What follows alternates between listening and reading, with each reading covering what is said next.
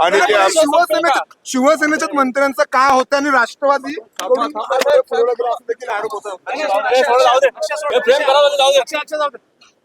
Mic कुठे झालं back साईडला काय होतंय काय करणार थोडं मागे ते कारण मला वाटतं तुम्हाला सगळ्यांना माहित आहे. आम्हाला नाही माहित. आमच्याकडून ऐकण्याची आवश्यकता नाही.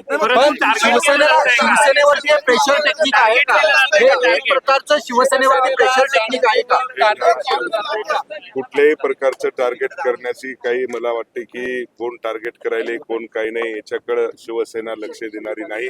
शिवसेना शिवसेनेच्या माध्यमातून कामाच्या माध्यमातून लोकांच्या समोर जात आहे. पण शिवसेनेवर हे प्रेशर टेक्निक आहे अशा माध्यमातून व्हिडिओ बाहेर अजिबात नाही. शिवसेनेला प्रेशर कधी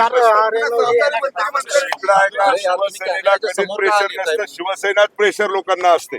परंतु कुठेतरी निवडणुकांमध्ये